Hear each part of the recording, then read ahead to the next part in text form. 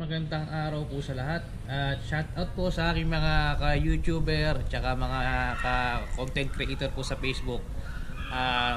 Marami nagtatanong, marami nangingi ng review about sa camera 360, lalo na sa mga tropa natin mga trackers, kung mahirap nga ba tong edit o madali, kung ano nga ba mayroon dito, okay ba sa trail. Okay, gagawa na natin ng review ngayon.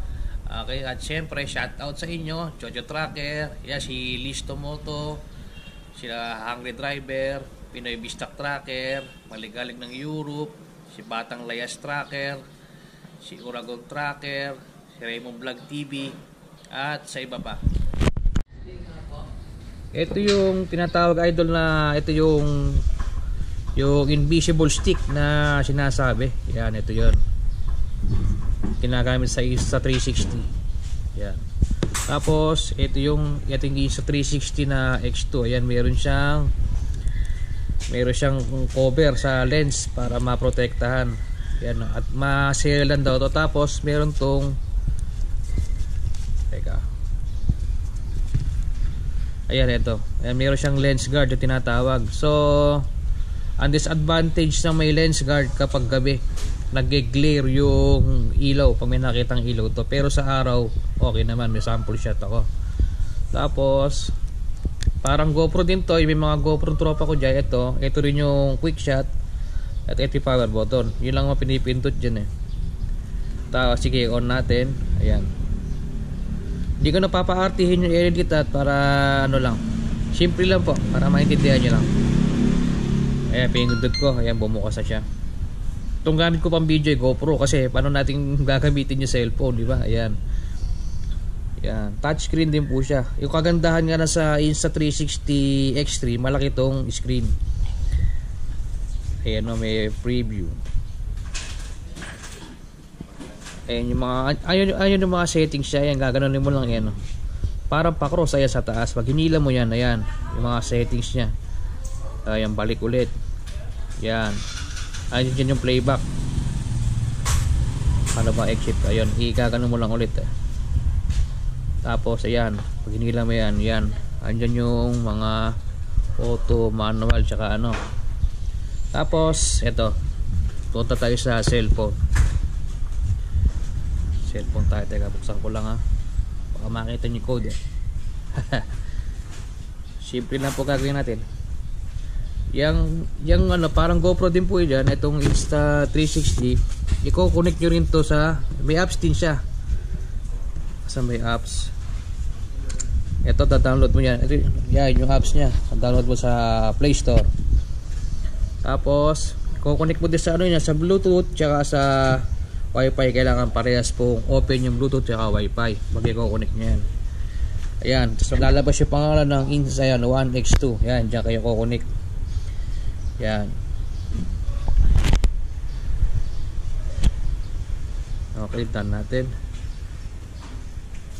Tapos yun yung shoutout kay Urgol, yung nag-comment wow idol, ganda, sabi niya.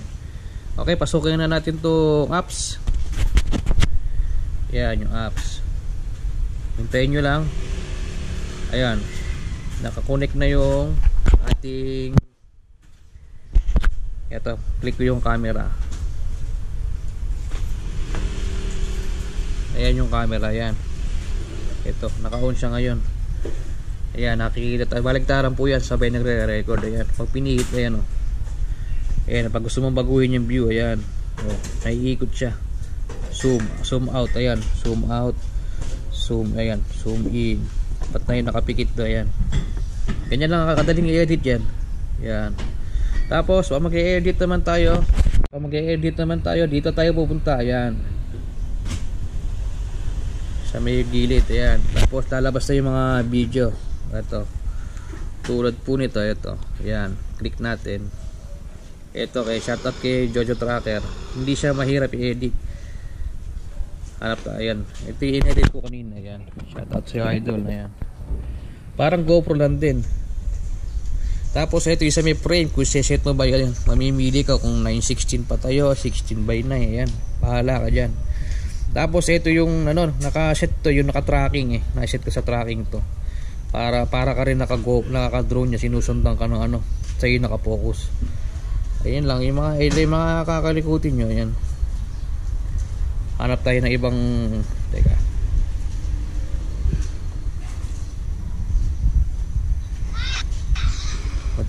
Medyo mahina siya sa gabi, yun ang napansin ko sa kanya. Yan, kaya pag-edit ka, tapos kunyari gusto mo yan diyan ka mag-i-start, ayan, click mo yung plus na yan. Yan, plus button na yan, click mo, yan na siya mag-i-start, nakalock ka dyan, yan. Tapos pagbabaguhin mo, ayan, gusto mo iharap sa'yo, ayan, yan lang din, no? Tapos pag gusto mong susundan ka, yung tracking na sinasabi, para ka naka-drone. Saan ba, teka, ayun na mapindot, ayan, kiklik mo yung, teka, nasisila yung ano, ito yung deep track, ayan, deep track. Yes, gaganyanin mo na sa sarili mo, ayan. Tapos start tracking, ayan. Yan yung susunod sa'yo, ayan. Okay.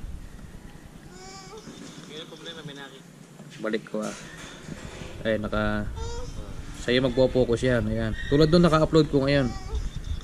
Tapos kung gusto mo i-download yung ano sa apps bago mo siya export, ayan, makikita mo yung download na yan, ayan.